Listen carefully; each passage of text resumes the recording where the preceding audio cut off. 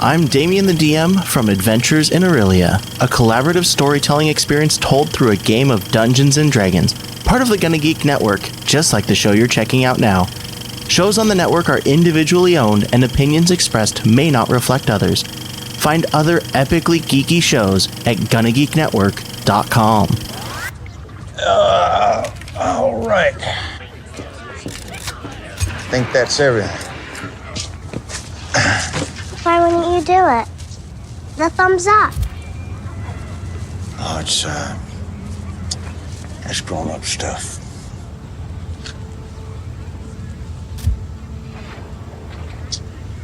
Well, back when I was in the Marines, they taught us that if they ever drop a really big bomb, they told us to hold up your thumb just like this. And if the cloud is smaller than your thumb, then you run for the hills. And if it's bigger than your thumb? They told us not to bother running. Do you think it's gonna happen? I certainly hope not. But us cowposts, we take it as it comes, right?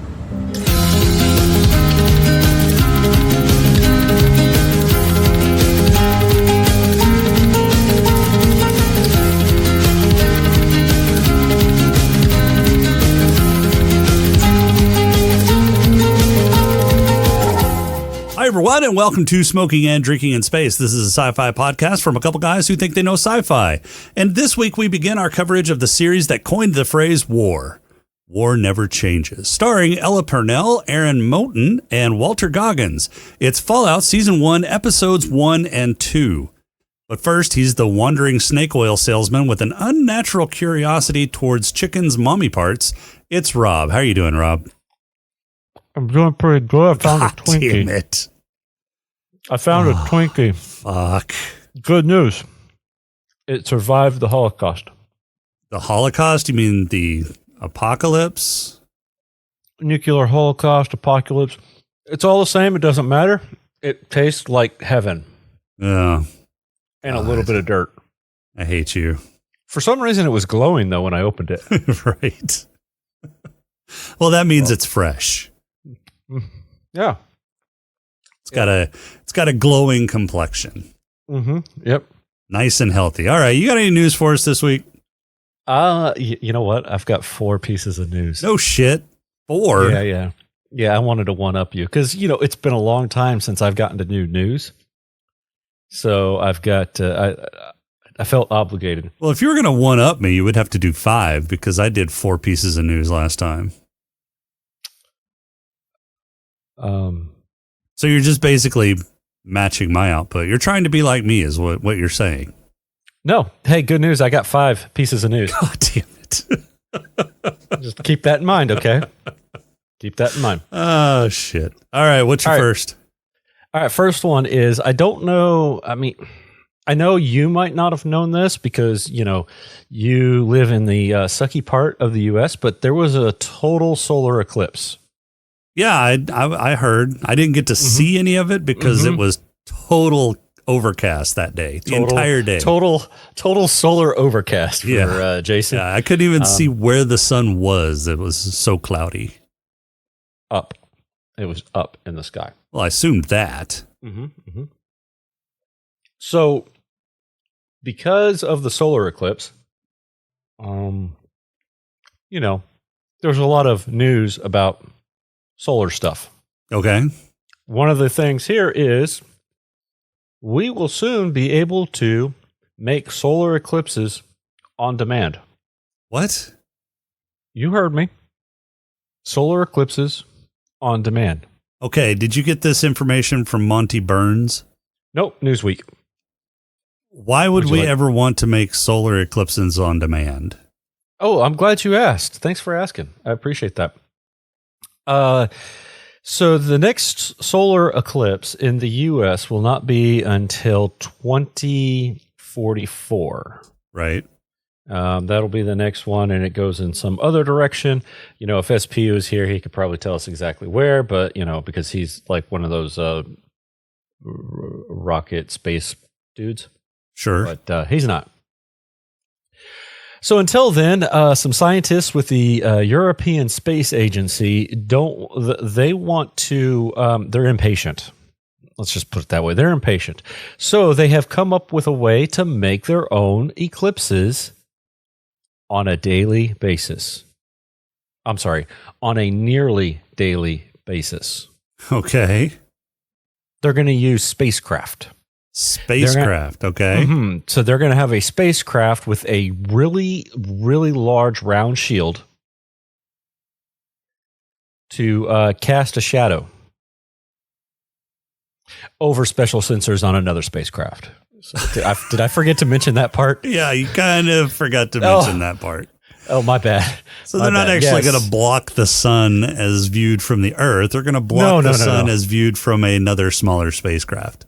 Yeah. So they're looking to block out the main body of the sun, just like what the moon would do to the Earth, so that they'll be able to study the surrounding atmosphere, which is called the solar corona, which is normally drowned out by a star and its brightness, right? Mm-hmm.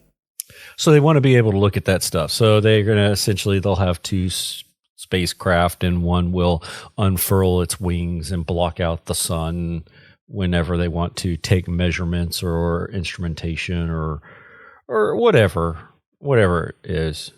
They'll be separated by only 492 feet. So they're going to be pretty dang close to each other. Yeah. So that'll be a little over a length of a football field. Yeah. And I'm looking to see if they have a a timetable here. This does not. I'm double checking because I don't remember reading that there was a timetable. Nope, there is not a timetable yet as to when this will happen. It's just in the works as a project with the European Space Agency and the Satish Dhawan Space Center in Krakatoa, India. Okay, so it says Sriharikatoa or something. But yeah, it's with the Indian Space Agency. So, okay. Yeah, I thought that was kind of interesting. What else you got? I'm glad you asked.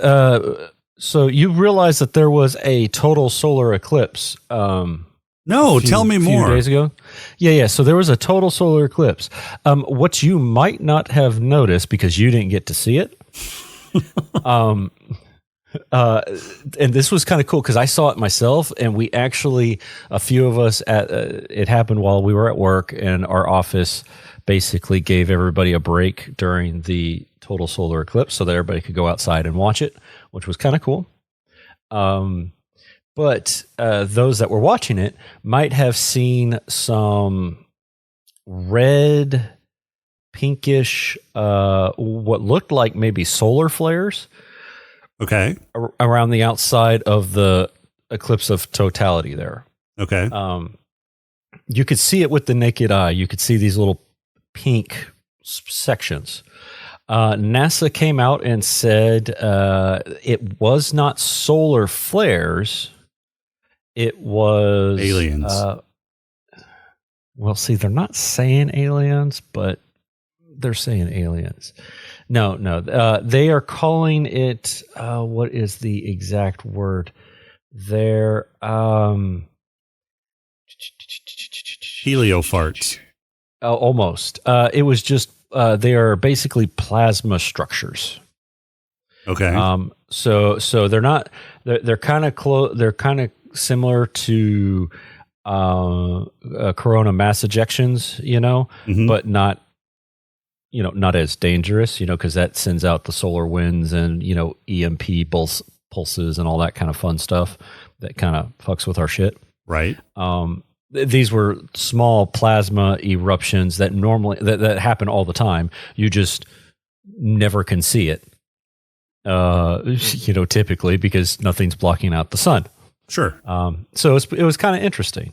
that you could see it with the naked eye and everything like that. But some media outlets were saying that, oh yeah, it was solar flares. You could see that we're about to have huge solar flares because we are at the peak of the solar cycle thing, where we're supposed to be getting a lot of stuff. Sure. But it wasn't that. It was just little plasma eruptions that happen off of the sun on a normal basis. We just normally can't see them. So thought that was interesting. So it's kind of like the northern lights for the sun. Right. Yeah. Gotcha. Yeah. Okay. What else? So, we had a solar... No, I'm just kidding. I'm done with the solar eclipse. I just had two. I had two that were kind of, one was interesting, and then one was kind of like, hey, let's blot out the sun. And it seemed like it would be funny to tell you because, until I told you the other stuff. But you know what? This one is... this one comes from your favorite news... oh, God. News agency, Giant Freaking Robot. Oh, God. I'm sorry. Giant Frickin' Robot. There's no G. What do these paragons of fucking journalistic integrity have to say? They are saying that J.J. Abrams,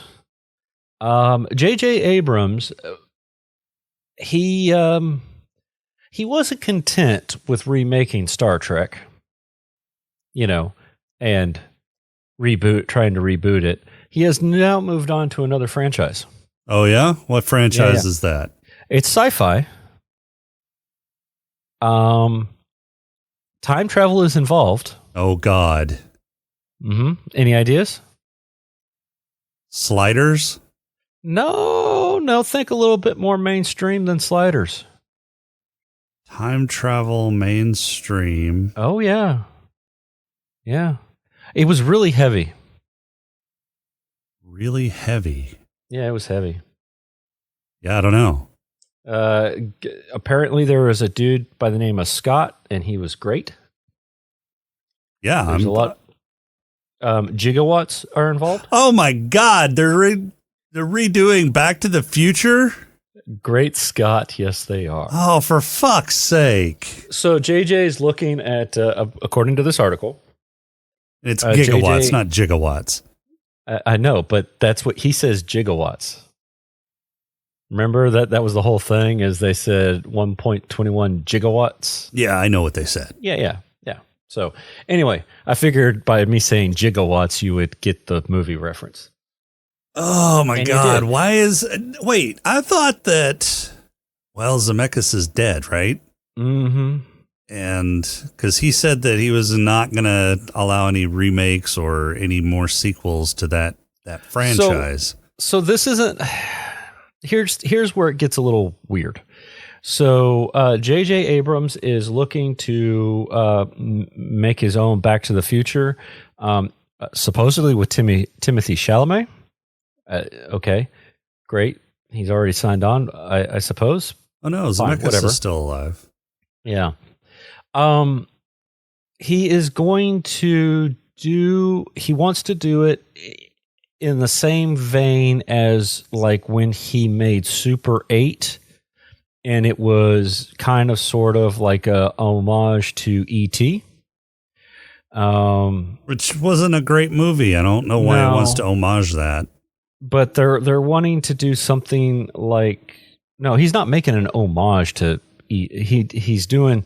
So Abrams directed Super 8, which was kind of like an homage to E.T. He's going to do kind of the same thing with his version of Back to the Future. It's going to be kind of like a homage to Back to the Future.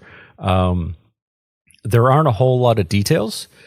We just know that this is going to involve a young guy traveling through time.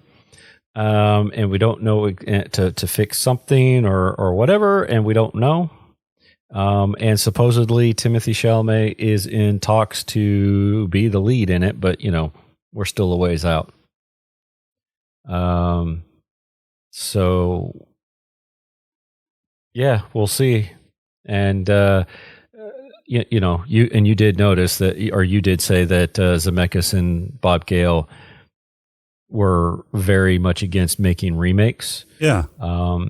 However, I guess doing it in this Super 8 style homage is going to be like a workaround that they're going to do. They're going to add notes to it, but not necessarily say that it's a reboot of Back to the Future, or it'll probably be like 1.21 trilliwatts or zettawatts or something. I don't. Megawatts. Yeah, maybe. Yeah. Well, we have gotten more efficient in our stuff, True, right? So we could go down to megawatts, kilowatts. Yeah, kilowatts. You could travel out of your own house. So, yeah. Oh, my God. There's that. Why? Why can't people just come up with new shit? I don't know. I mean, even borrow from some old shit, but put a twist on it. And don't just remake it. Yeah. God. All right. What else you got? Hopefully it's better news than that. Maybe. It's up to you. God, how giant we freaking robot just fucking pisses me off every time you read a news article off of there. Well, it's either dumb or gives bad news, or it's just dumb and gives bad news. Yeah, I'm sorry. Well, this one isn't from Giant Freaking Robot, so you'll be happy to know that. We talked about J.J. Abrams and his reboot. Yeah, thanks for reminding me. Yeah. So this one is about Star Trek. See how we're bringing it through? Oh my God. Okay, Star Trek, at CinemaCon, which just happened a little while back, Paramount Pictures, during their panel, announced that Star Trek is finally coming back to the big screen. Okay. And the way they were talking about it, it's being framed as an origin story. So more along the lines of, from what it sounds like here, more along the lines of when the Federation was being created. So a little bit before like Enterprise? Yeah, a little bit before Enterprise, maybe right around the Enterprise, because the Federation was created during the Enterprise. And when I say Enterprise, the Enterprise TV show, right? That was kind of the infancy of Starfleet and the Federation stuff. So, because I think, if I remember correctly, season 4 ended with the formation of the Federation, or ended with them being in the holodeck when the Federation was signed or whatever, so wasn't actually, it was like a jump forward holodeck recreation with Riker, because Riker has to be in everything. So anyway, it's about that. It's more or less a prequel, because it's prior to anything that we've seen already, except for Enterprise. Well, except for Enterprise, but still, it's gonna go prior to that, or maybe just after that. I don't know. It'd have to be just after that, right? Because I would think Enterprise took place, so Starfleet was formed, and then Earth and Vulcan and a few other planets that they had discovered that part had formed the Federation of Planets, right? And Starfleet would predate Federation of Planets, and so Enterprise would predate the Federation of Planets, right? Yeah, so there's this is happening. We don't know what we don't know much about it yet. We just know that it's an origin story of sorts of the Federation, supposedly. And it is set to start production later this year with a premiere sometime in 2025. And it'll probably be December 31st, 2025, but still 2025. Do they have anybody signed on yet? This article does not say. They probably didn't say it during CinemaCon. It was probably just one of those teasers. The only thing that they did confirm is that it's being helmed by Toby Haynes, which is he is known for directing some episodes of Andor, as well as the Black Mirror episode USS Callister, which was a brutal riff on the Star Trek franchise that explored the toxic side of the fandom. So, interesting. Oh, and the writer is Seth Graham Smith, who wrote the Abraham Vampire Hunter movie and the Lego Batman movie. So he wrote Abraham Lincoln Vampire Hunter? Yep. And what other movie? The Lego Batman movie. Lego Batman. Okay, Yep. so he's a decent writer. Yeah. So, it at least this has gotten more traction than the supposed, Chris Pine fourth movie thing that's been in the works for years. In production hell forever, yeah. That's probably never going to be, never happen, yeah. Right. All right, what else you got? So, I wasn't going to do this, but, you said I had to one-up you. No, I didn't. You said you one-upped me, and I said, no, you didn't. And now I'm about to say that I one-upped you, and this is coming at you. I know. So I reported. About the solar eclipse that happened, right? God damn it! Yeah, I've heard. Yeah. And I posted on the Discord just so that everybody knew. And it's been about a week, and I can confirm I have not gotten any superpowers. However, hashtag Heroes Reborn Part 2. Oh, for fuck's sake. Yes, I saw that. There's a Heroes reboot in the works from Tim Kring. Now, if I'm not mistaken, Heroes Reborn, Tim Kring had nothing to do with it. So maybe that is a blessing on this one, and that he's looking to reboot or redo I don't know. He's getting back into this, and maybe he's wanting to right his wrongs. Tim Kring returned as the executive producer for Heroes Reborn. Oh, he did? Yes. Executive producer, but he didn't necessarily write it, right? So, I don't know how much a producer... Yes, he wrote the first episode. Okay. I never watched the thing. So, the first episode might have been good, and then the rest of it sucked. We don't know, but...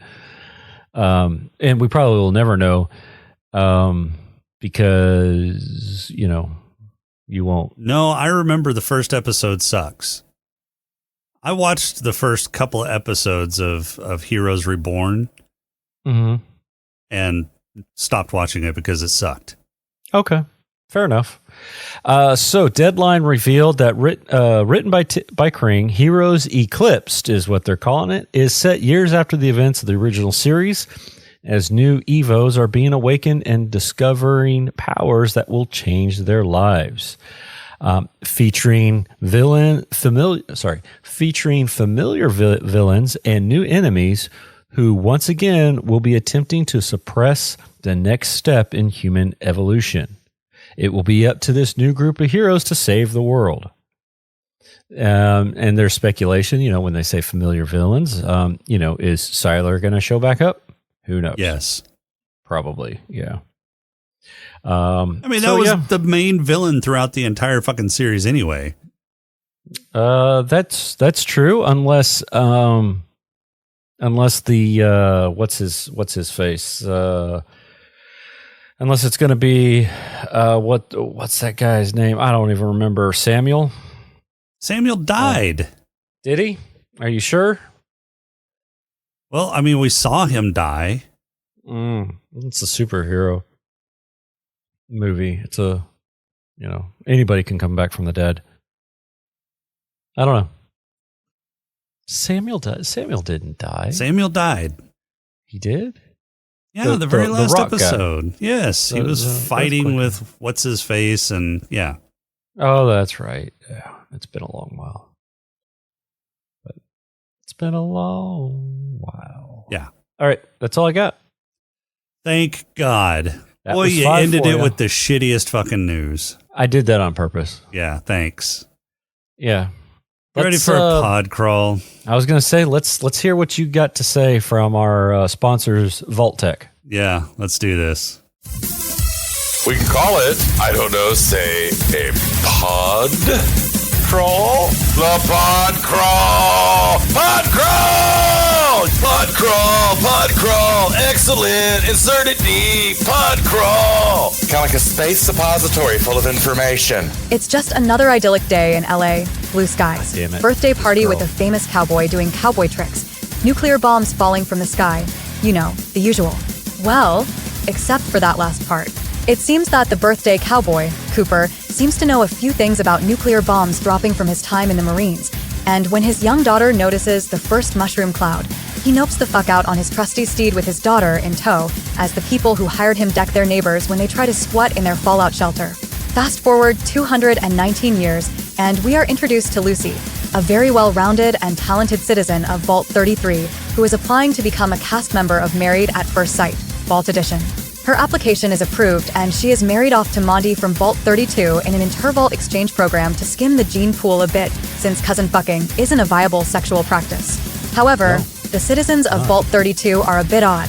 They don't seem to practice the same hygiene regimen as 33. They have no objections to stealing food from other people's plate. They wipe their dicks on the drapes after sex, and they like to murder death kill other vaults, which probably explains the multiple scars on everyone. After the wedding, Monty and Lucy seal the deal with a quick "how's your father?"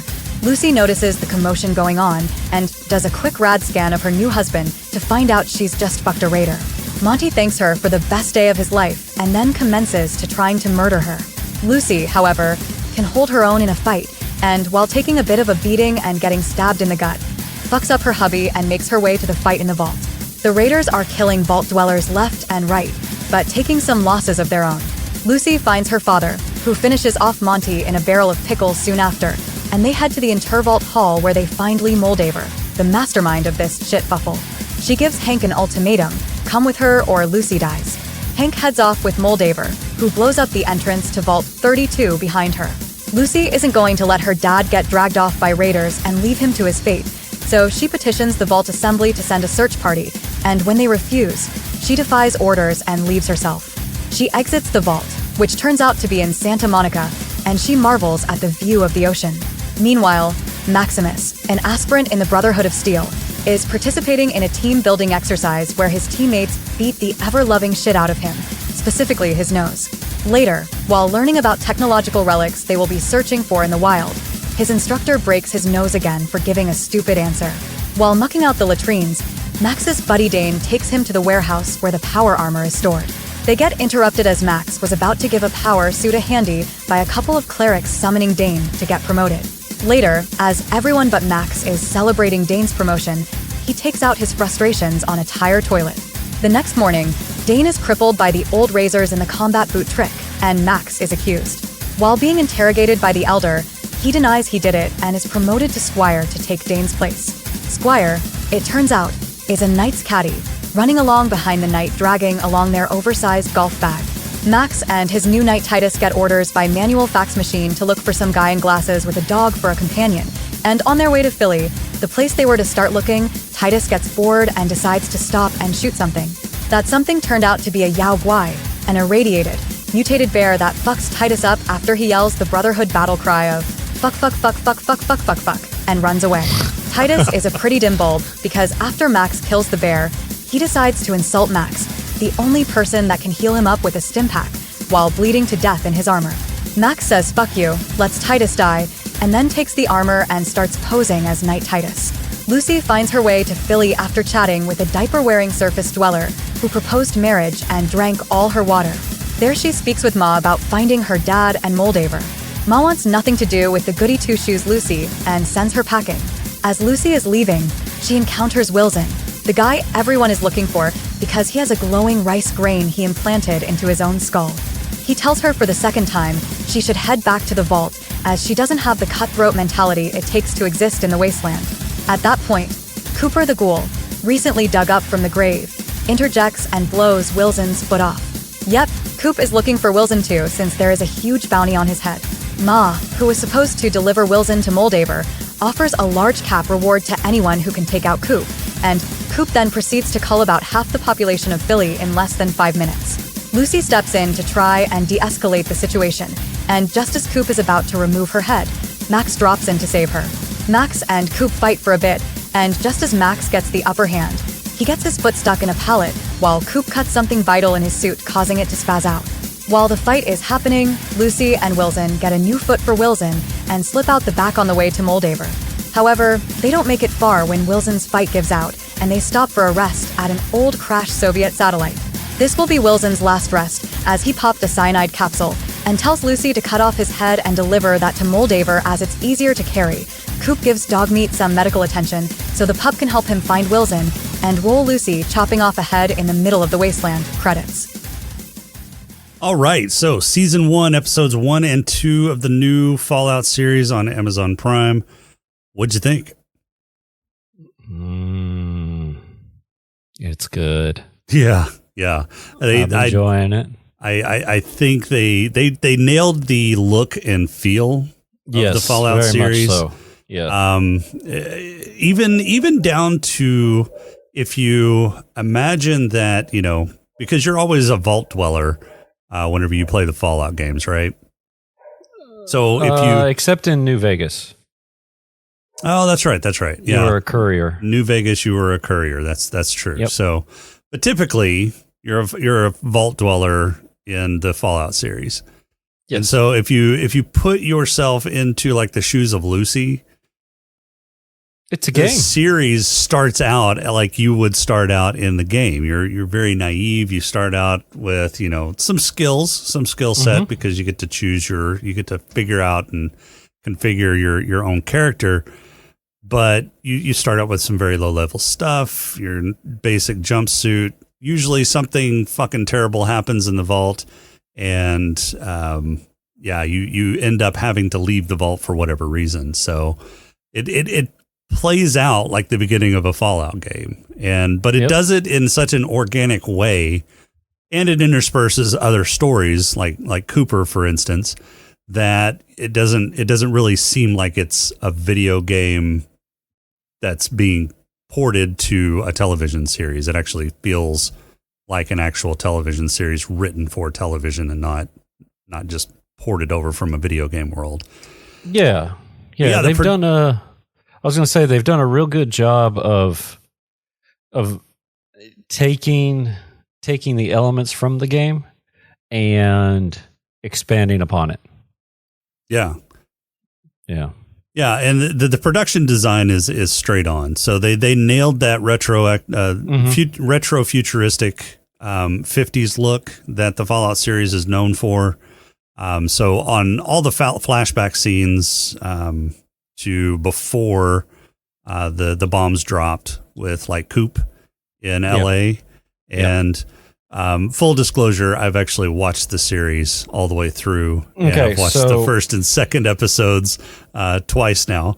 So for me, I am not doing that. I am purposely only watching the 2 episodes that we will be reviewing each time, so that I don't have forward knowledge, right? Because I wanted to be able to do this fresh, you know, or these are the speculations that I have, if some come up, and there haven't yet. There was a whole lot in these 2 episodes. There was a lot, but not a lot. Yeah, these first 2 episodes are basically an introduction into kind of the characters and setting that you're going to be looking at for 8 episodes in this first season, right? Right. The pre-bomb drop, kind of set design and setting they nailed as well. Oh yeah, so it reminded me of 4. Was it 4 where you started in a little town? Yeah. So it was chose what you looked like, and then come to find out that wasn't even going to be you because you played a baby. Right. Yeah. No. You didn't play a baby in 4. Well, you did like, so you spend all this time figuring out what you're going to look like or whatever, and then come to find out you're not even that character. That it ends up changing because then it jumps forward, right?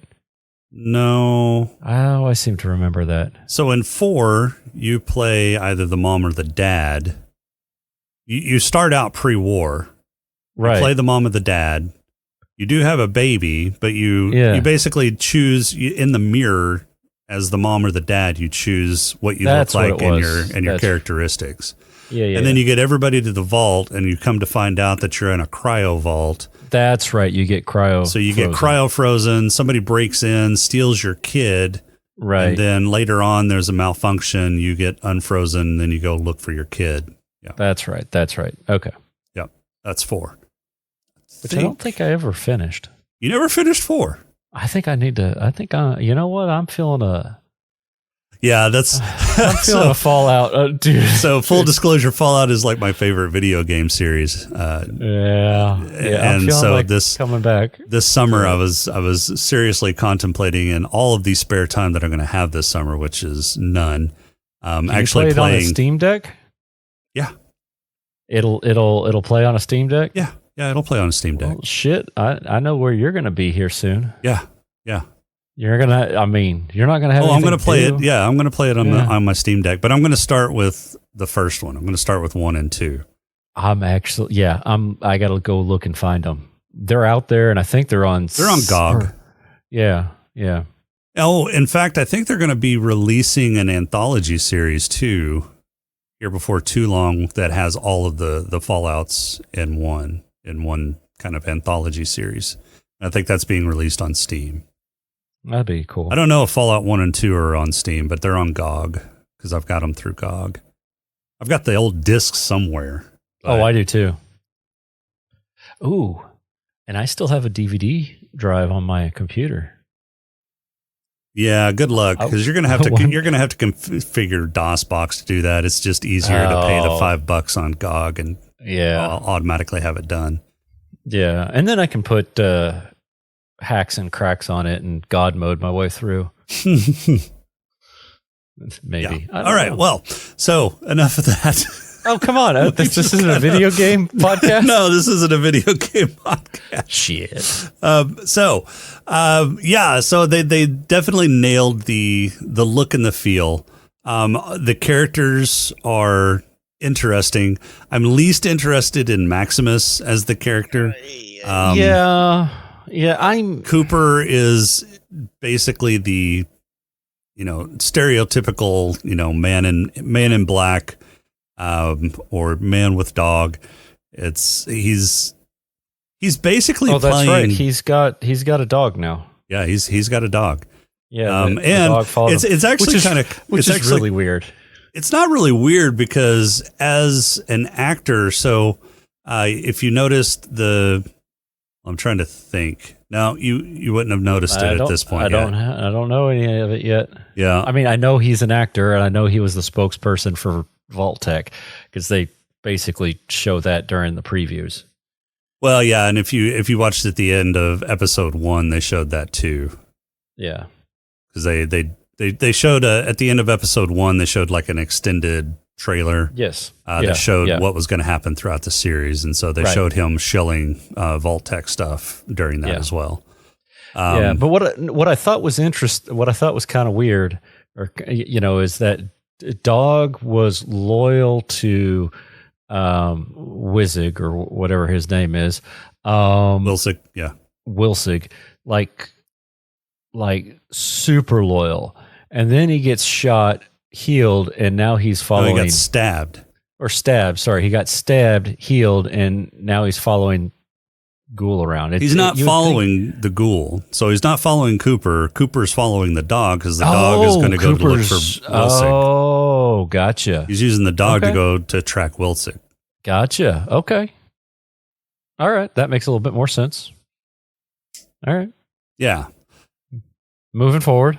I thought it was really interesting that the vault is in Santa Monica.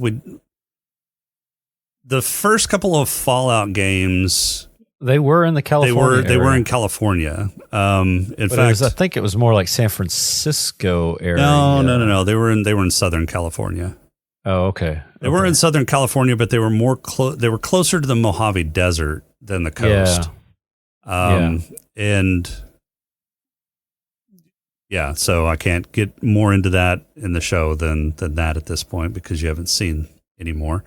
Yeah. But yeah, so see, this is what happens when you binge watch the whole damn thing, dude. I couldn't stop. So I went to watch it Friday night, and I watched the first 2 episodes. I was like, okay, I'm gonna watch the first 2 episodes tonight, then I'll watch them again on Sunday, just so I can take notes and stuff on these first 2 episodes. Well, I watched the first 2 episodes, and I was like, I've got time to watch the third. And then I watched the third, and I was like, I really want to watch the fourth. So what I'm hearing is because I went camping this weekend, it's my fault that you binge watched. Exactly. It is your fault. So that's what the text message when you're like, you're camping this weekend. Yeah. Damn. At that point, you had already started binge watching. I knew it. I knew it. And so I got to 4 to finish 4, and I was like, oh man, it's late. I got to get to bed, but I really wanted to watch 5. And so Saturday night, I watched 5 through 8. Oh, nice. You could have stopped. You could have stopped at 4, but no, you had that taste. Yep. And you got had the to keep taste, going. and I had to watch it all. So yeah. Oh man. And then I watched the first 2 again today. So yeah. No, it was so yeah. They're in Santa Monica. We really haven't seen any of them here because we had Mojave Desert area, and then New Vegas was the Vegas area, and then was it 3? Wasn't 3 or was it 4 that was over on the East Coast? both 3 and 4 were on the East Coast. 3 was in Washington, D.C. 4 was in Boston. In Boston, yeah. So we're back where the original happened. Yeah. More and or less. so this takes place quite a while even after the 4th game. So and I Right. haven't played Fallout 76 because that was a huge dumpster fire when it came out, and from what I hear, it's not all that great now. Although Do you have Amazon Prime? I do. They're offering it for free. Well, okay. I'm just saying. It might be worth just getting it because it'll be free, and then you have the game, and you can say you have the game, but you didn't play it. I mean, I'm thinking about that myself. Yeah. I mean, we have so many other things that we should be playing rather than a shit show of a game like Fallout 76. I mean, maybe for research for this show, we could play it, but I don't know. Research. Or were there air quotes there? Yeah. Maybe. Oh, hey, SP just posted in Sadix for some homework. Just to prove at Wico Widow wrong, here's the information for you. In Satis episode 69, Earth Girls Are Easy, there are 2 references to Barbarella. This first reference was at 2045 when Rob admitted to why he chose the movie for the episode. The next reference was at 4403 when Rob admitted to watching the opening scene to Barbarella on YouTube while SP's murdered beard admits to his man crush with Jeff Goldblum. Then on Smoking and Drinking in Capes, episode 53 at 1558, you discussed the Barbarella remake with Joe. You discussed Sydney Sweeney being cast. Rob was wrong. You did not discuss Sydney Sweeney as Barbarella with Crowley, and you discussed her being cast on Satic, not Satis, in January of 23, not a long time ago. Go eat a chocolate Twinkie, Rob. Eat a whole box of them. Oh my gosh. Thank you, SP, for doing your homework and proving Rob wrong, as he often is. Yeah. But I mean, at least I wasn't going completely crazy in terms of when why I had looked at it. So, oh my gosh. All right. Thanks. That honestly, that now explains why I got the private message from SP wondering how I finish off my episodes. Apparently, I haven't been doing a hard bit rate or whatever. I've been doing a variable bit rate. And so I need to get that, or a constant bit rate. I need to do a constant bit rate. So yeah.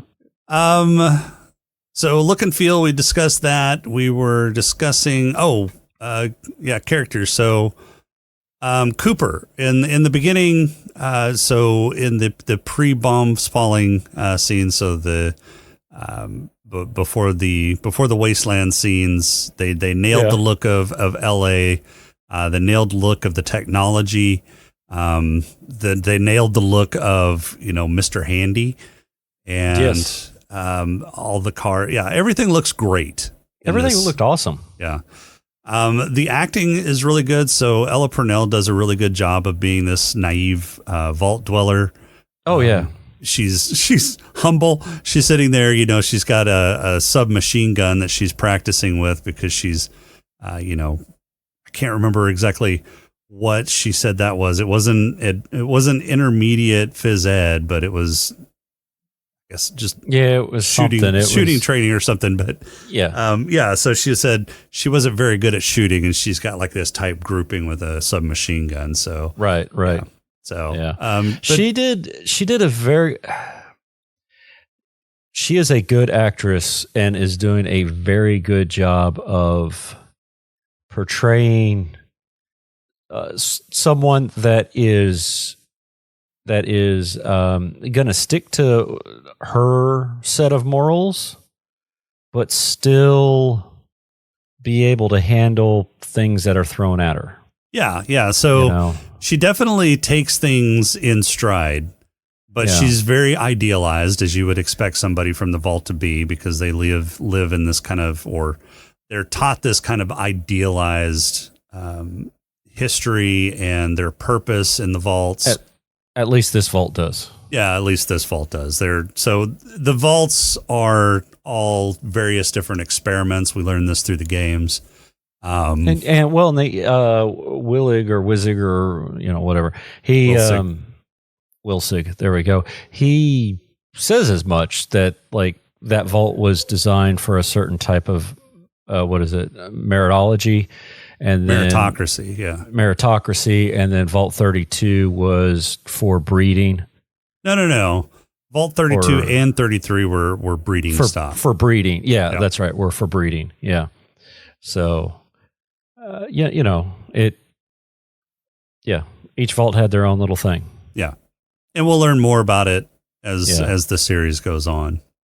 Yeah. But she did, Ella's doing a good job of being able to portray that stuff without it feeling corny and forced. Yeah. As far as the mentality that she has, or the ideology that she is more or less indoctrinated into, right? She's doing a good job of making it feel like she actually does believe it, despite everything that's going around her. Yeah. So and kudos to her. And of course, Walter Goggins as Cooper and the Ghoul is just incredible. He's great in just about everything he does. He's basically playing the Ghoul as, well, kind of a ramped up version of Boyd Crowder from Justified. Okay. And which is a total opposite of how he was before the bombs dropped. Sure. I'll take your word for it. Well, we've seen this a little bit. Well, we saw the interaction with his daughter. Yeah. Yeah. We saw the tail end of it, right? Before the bombs dropped, and that's going to change your outlook. I don't know. Obviously he didn't survive in terms of he survived. He's been alive for 219 more years. Right. He didn't make it to a vault tech shelter.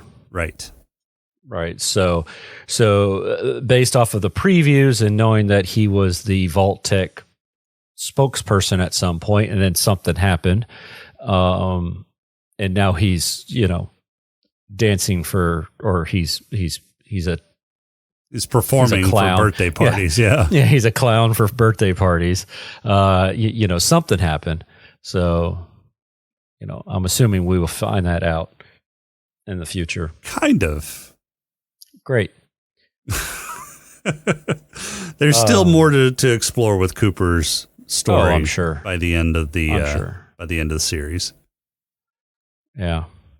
And I could give two shits about Maximus as well. Yeah, Maximus is an interesting character. He kind of fumbles about a bit, but then he has these moments of clarity. Yeah. Maximus is a weird character, and he continues to be a weird character to me throughout the entire series.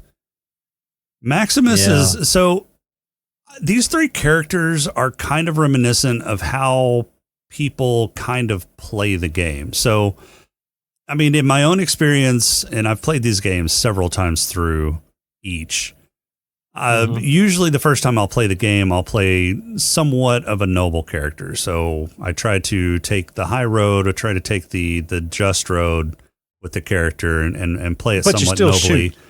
Oh, you still shoot limbs off. Still shoot things that are trying to attack me, but you're playing more like Lucy, right? So you're playing more like the Lucy character. And then every once in a while I'll replay and I'll play more like the Coop character, where I'll just go in guns blazing, this cynical character who doesn't give two shits and will shoot you rather than talk to you.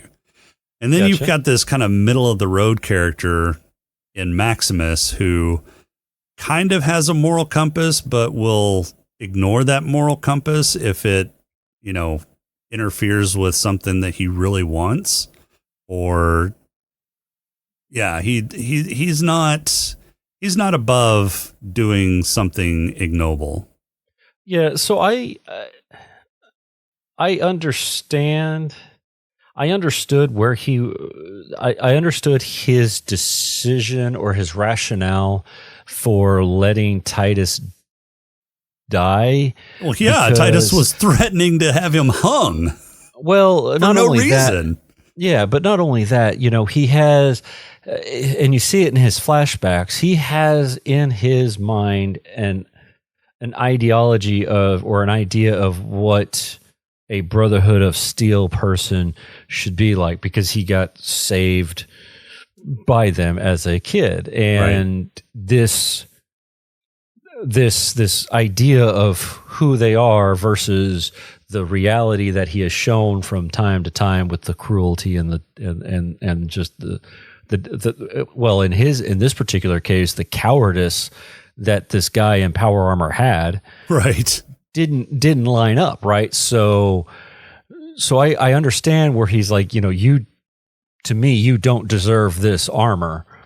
Right. I deserve it more than you do, because I'm going to uphold justice and justice and the American way, or the, whatever, the Brotherhood way. So I understood that, but I don't know. I've never been a big Brotherhood of Steel fan, so to speak, I guess. I mean, yeah, the Brotherhood of Steel in the games is it's probably one of the most bipolar factions in the games, because in some games they're kind of the good guy, and in some games they're kind of the bad guy. They're just absolute dicks. So in some games they're fairly honorable, like in Fallout 3, they were a good faction. In Fallout 4, they were absolute dicks. Yeah. Yeah, they could never. And then in Fallout New Vegas, they weren't really a main faction. You came across them, and you could either piss them off or side with them, but they weren't like a faction that you actually sided with. They were just there. Yeah. So yeah, Maximus is kind of the middle of the road, and we'll see a little bit more of this as the series goes on. But okay. He's definitely got some conflict, some internal conflict. So do you think Maximus was the one that put the razors in her boots, or his boots, or their boots? Dane's boots? Yeah, I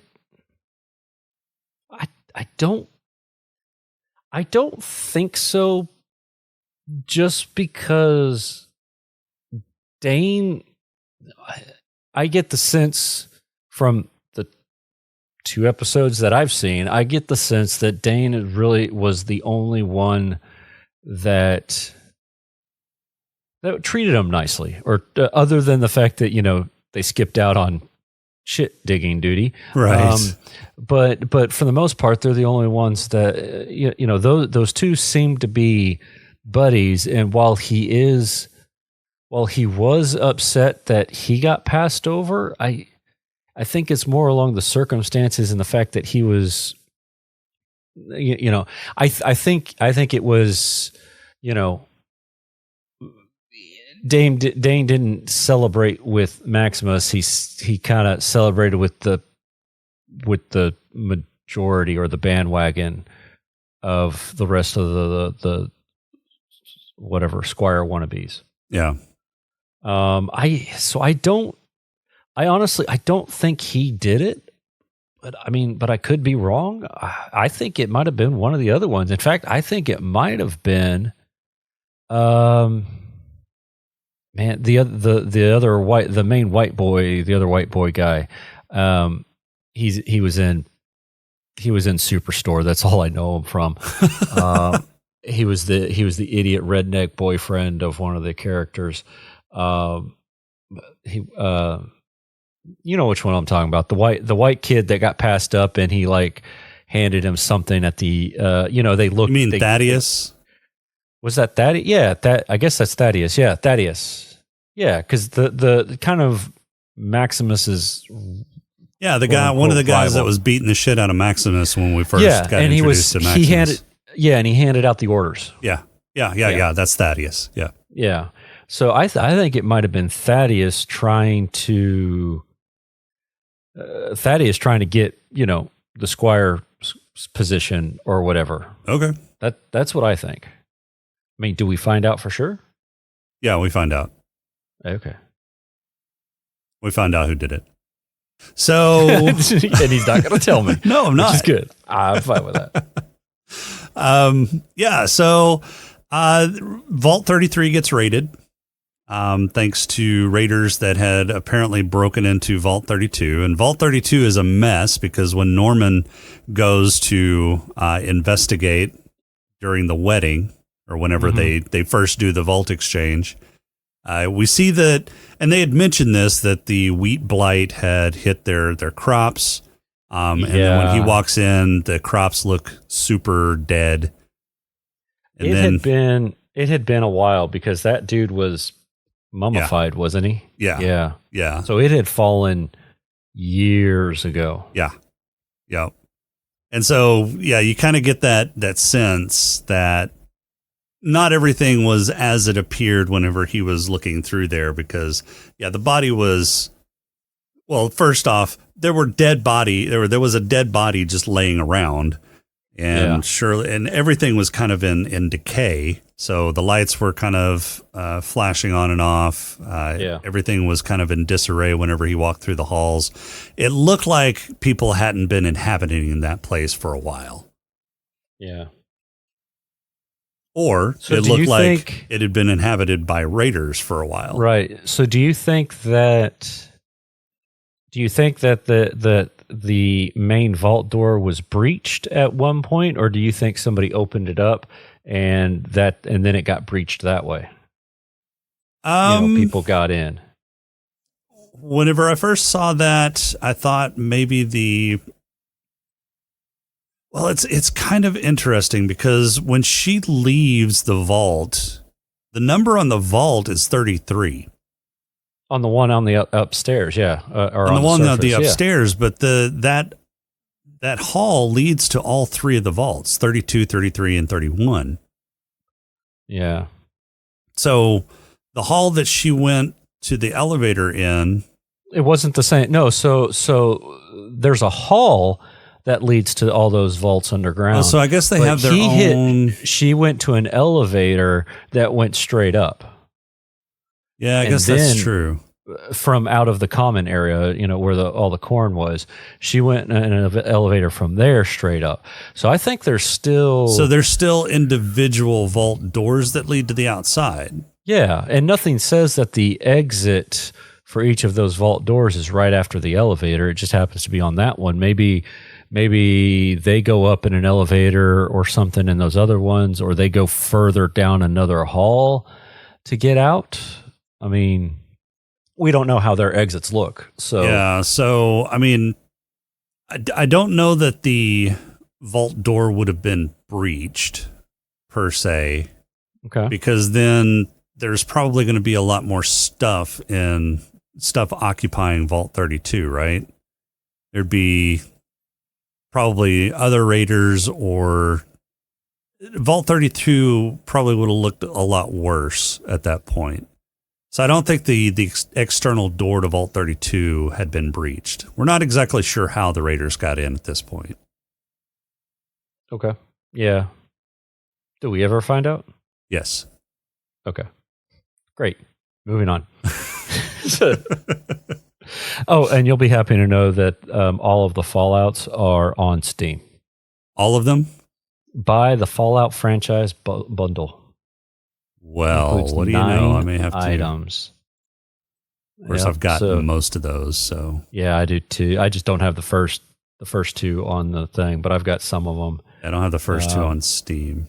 So yeah, it's got Fallout 3, Fallout New Vegas, Fallout Tactics, Fallout 2, Fallout 4 Season Pass, which is DLC for Fallout 4, Fallout 4, Fallout 4 VR, and then Fallout 76 edition for like $20. But you can get that off of Prime if you really want it. Yeah, I'll probably just grab Fallout 1 and 2 and maybe Tactics. Oh yeah, they're only like $2.50 a piece. They have a bundle where you get the Fallout Classic Collection, which is 1, 2, and Tactics for $5.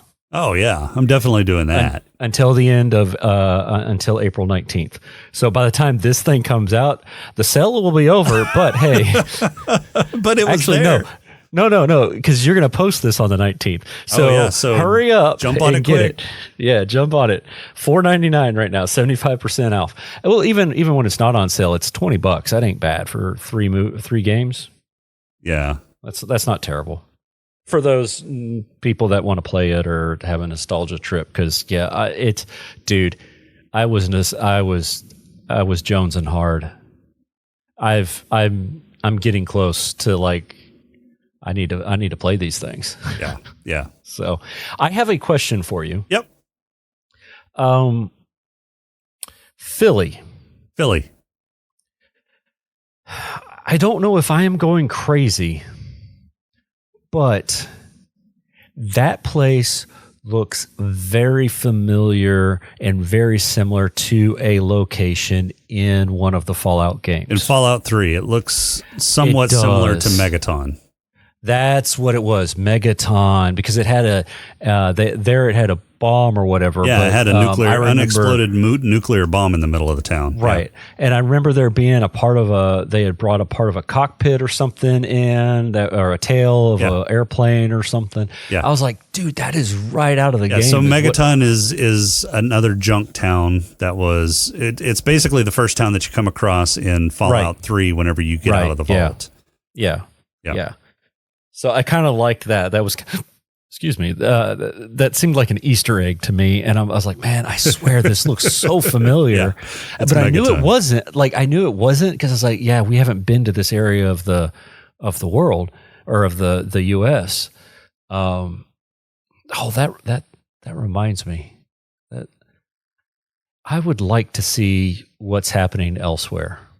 You get a few Easter eggs in just kind of passing references and posters and stuff like that in the series for things that have happened in the games, but that's about it.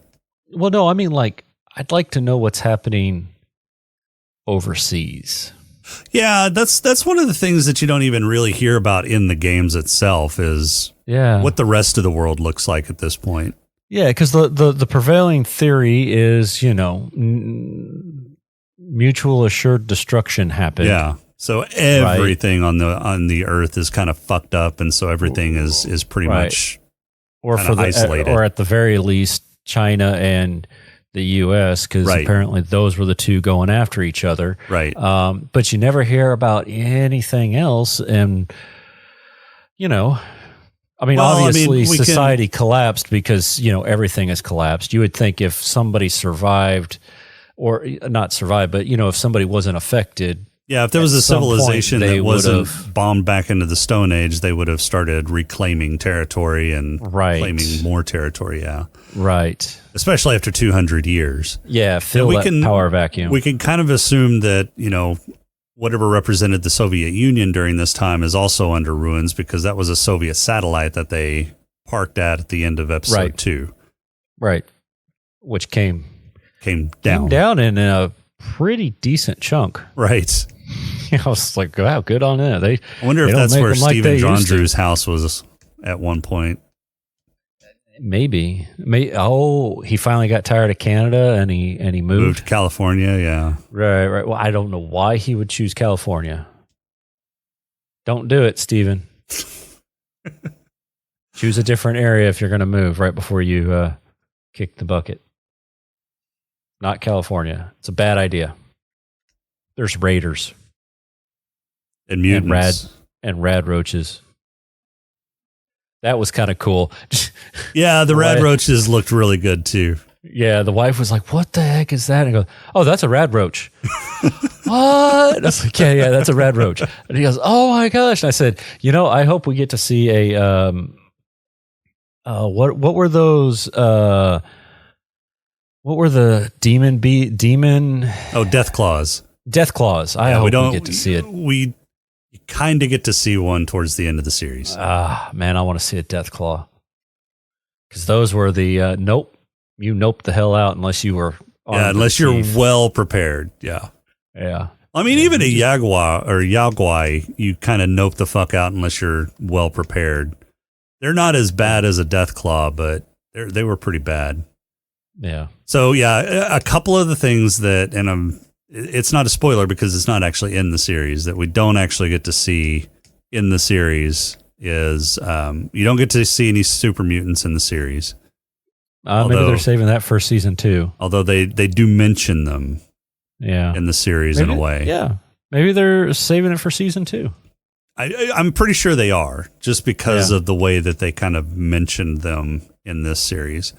And you don't get to actually see a Deathclaw in this series, but they do hint at it for season 2 as well. Well, that'd be good.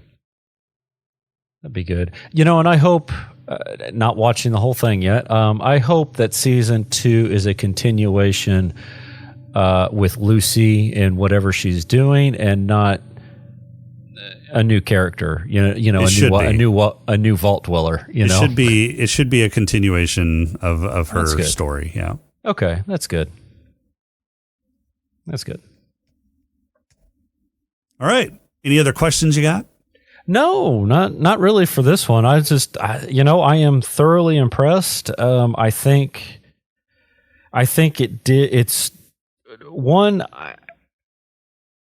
I think it did a good job of continuing the Fallout franchise and continuing that story. And it is canon.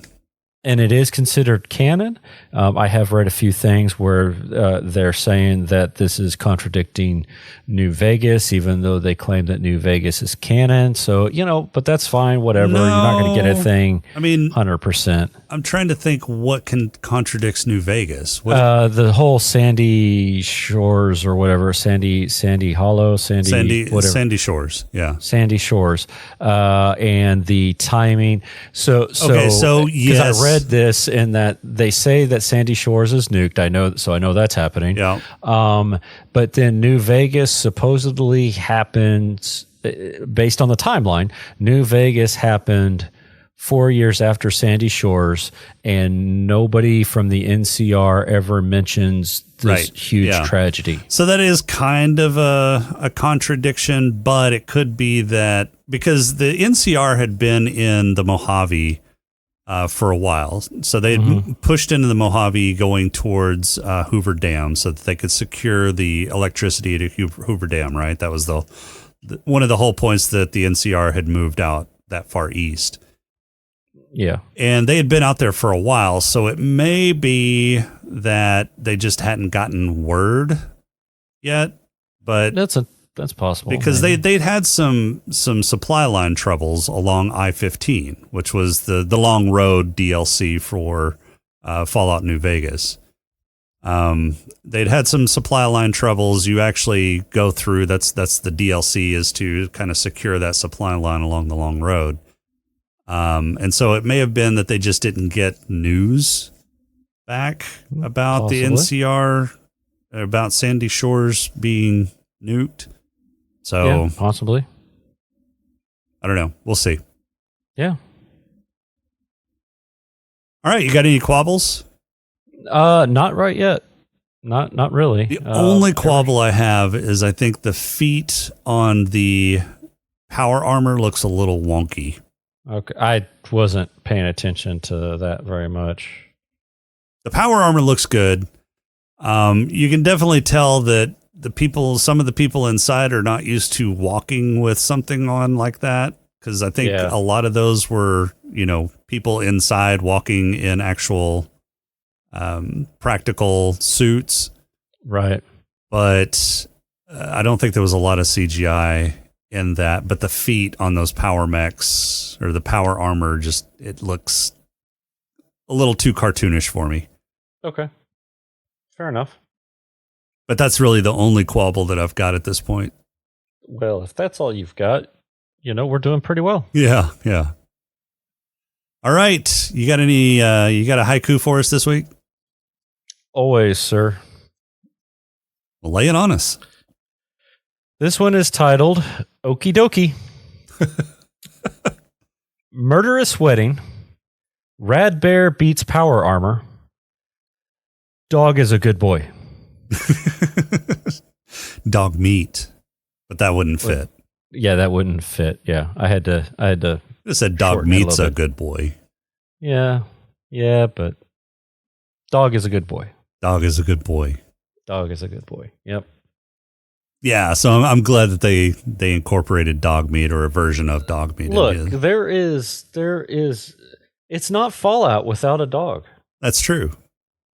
And you can fight me on that. Well, no, I mean that's one of the major influences of the Fallout series was a boy and his dog. Right. Yeah. So. Yeah, Mad Max, all that kind of fun stuff. Mad Max was one. Yep. Yeah. All right. You got any awards? I am supposed to. Okay. Well, who's got your black lung? I don't know. Hold on. Let me scroll up. I gave it to Barv. To Barv? Barv. That was Mo's girlfriend, wife, husband. I don't know. Wife in the in the shop in Philly. Barv, the other person. I thought it was Barb. No, it's Barv. Is it really? Yeah, I'm pretty sure because I double checked. Barv Fallout. I think it was. I'm pretty sure. Oh, maybe it was Barb. It's Barb. Barb. Oh, Barb. I thought it said Barv. Okay, Barb. I'm giving it to Barb. Why Barb? She was smoking a cigar. Was she? Oh, that's right. Yes, when she was eating her beans. That's right. During That's the right. That's right. firefight. Yeah. Yeah. Okay. Oh, that's Oh. So Frances Turner is playing Barb Howard. No. Barb Howard is somebody Coop's else? wife in the past. Okay. Gotcha. Sorry. So maybe it is Barb. Oh, now you've got me wondering. Hold on. No, it is Barb. Edith Jason as Barv for Fallout. Barv. Okay. Barv. B-A-R-V. B-A-R-V. Yeah. See, I didn't think I was going crazy. Yeah. Barv. Huh. Okay. There you go. So, well, I was right. Boom. Play the Jason's Wrong. It happens. Song right It here, happens every once in a while that you're right. I want the Jason's Wrong song right here. No. I can provide you the sound bite. Not happening. No, it's not happening right now. Not happening. So mine's going to go to the raider that inhaled the berserker before going into the fight at Vault 33. Oh, yeah. Okay. All right. Who's got your head lush? I gave it to the ghoul. To the ghoul? Yeah. Did he actually drink anything? Yes. When did he drink? When did he drink? When was that? He was drinking. I thought he had a drink in his hand or whatever when he was in Philly. That wasn't a drink. What was that? That was a vial. Oh, well, shit. That wasn't a drink. Oh, I thought he was drinking something. No. Well, all right, fine. Then I give it to, since that wasn't it, I'm going to give it to the dude out in the wasteland. Which dude out in the wasteland? You want to be a little bit more specific? Diaper dude. Yeah, that's who's getting mine too. Yeah. Yeah. He straight up sucked down all of her water. Yeah. When you are given water, you drink it all. You're giving even if clean you're not water, you thirsty. drink it all, even if you're not thirsty, or as Yeah. much of it as you can. Yeah. Yep. All right. Who's got your player? Oh, dude, I gave it to Lucy for jumping bones as soon as that door was closed, man.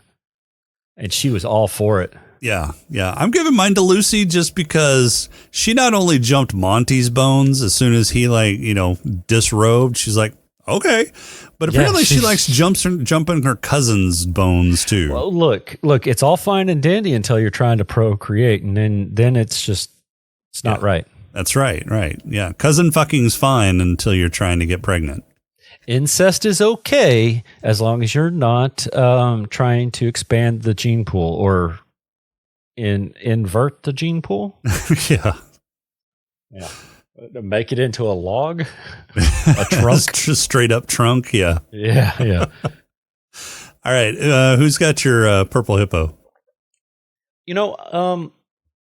I didn't have anybody necessarily right this second, but upon further thinking, I'm going to give it to the ghoul, specifically when he gets hit with the trank dart that took everybody else out, and he was just like, "Man, this is some good stuff." Yeah, he was like, "This is a small drop in a very, very large bucket of drugs." Yeah, I love that. I love that line. That is awesome. Yeah. Awesome line. So he'd been dabbling. Yeah. Yeah. So mine's gonna go to Lucy. She is definitely. Her plot is definitely a fish out of water plot, and there's nothing like getting married, having to pretty much kill your husband on your marriage day right after you consummate your marriage. Watching half of the people that you've lived with, die in a gruesome, horrible way whenever your vault gets raided. Watching your dad get kidnapped and then having to leave the security of your home that you've known nothing else except that for your entire life to go out into a very hostile world where pretty much everything, including the flora and fauna, want to try and kill you. Right. I can see that. And seeing the ocean for the first time. Yeah. The ocean for the first time. It was glorious or beautiful or whatever she said. Yeah. All right. Cool. Well, hey, what are we doing next time? Next time we are going to be discussing season 1 episodes 3 and 4 of the new Fallout series on Amazon Prime. There's a new Fallout series? There is a new Fallout series. It's on Amazon Prime. Oh, excellent. Okay. Yeah. I'm looking forward to it. Okay. Hey, just out of curiosity, are there commercials? No. There aren't? There are no commercials. Oh, okay. I pulled the trigger and got a month of Prime without commercials. I paid $3 and Oh, okay. So, no, I was curious because I don't have that. I don't have that plan. And there were no commercials in the first 2. Are you fucking serious? Right. Well, honestly, even all the stuff that I've been watching on Prime, which granted isn't much, but I'm still watching some stuff on Prime. The only commercials I've been getting are like the 30-second advertisement at the very beginning, and then that's it. But you're still getting shit in between each episode, right? So I'm not normally binging I'm not binging all the episodes all at once. So I don't know if they're putting them in between the episodes or not. But I'm not getting any. These last 2, I'm not getting anything, and I didn't specifically opt into it, and I was pretty sure that when they made that change, you were defaulted to the commercial version.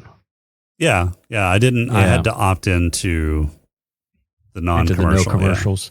Yeah. So I don't know. Maybe I'll find out here on these two. I doubt we're going to binge it, but who knows? Maybe we'll watch 2 of them tonight. I don't know. Okay. But yeah, no, I didn't get any commercials throughout the episodes or even in between the episodes. But you opted into it. So but I paid the stupid $3 to get rid of that shit. Right. So it may well. I don't know. We'll find out. I'll let you know if I ever get interrupted by commercials during the shows or whatever. I'll pay attention to that because I'm curious. Because it's because I get the commercials when it's non-prime type stuff. As far as at the beginning, I've been watching some AMC stuff that I specifically didn't get the no commercial version, and so I get commercials maybe twice during the episode, but it's like 45 seconds at the most that I've gotten so far, so it didn't really bother me much. Okay. Yeah. I hate commercials. I know you do. I have commercials on like Hulu and Paramount Plus, and I know you don't, and you don't even pay for Paramount Plus, but we're not even going to go there. What are you talking about? Have they found you yet? Hey, shut up. Thanks for joining us. Our intro and outro music is Welcome Home by Cambo. Podcrawl music is Snack Pick by Chet. If you like the show, please rate and review us on iTunes. You can leave us feedback on our Discord channel at smokinganddrinkinginspace.com/Discord, or you can email us at smokinganddrinkinginspace@outlook.com. If you'd like to throw a few nickels our way, you can become a Patreon supporter by going to smokinganddrinkinginspace.com/Patreon, and make sure to visit Gonna Geek for more great shows at GonnaGeek.com. For this week, as cowpokes, we take it as it comes. I really want some of those Fallout Boy bobbleheads. Yeah. Fallout Boy bobbleheads. Fallout Boy, the Pip-Boy. Pip-Boy. Or the Fallout. No, it is Fallout. Vault-Tec. Pip-Boy. It's Pip-Boy. No, it's actually called Fallout Boy. Oh, is it Fallout Boy? Yeah. Okay. Yeah. So Pip-Boy is the name for the right wrist monitor. Yeah. But the bobbleheads, the spokesperson, his name is Fallout Boy. Right. Yeah. So, All right. I want some of those. Talk to you next episode.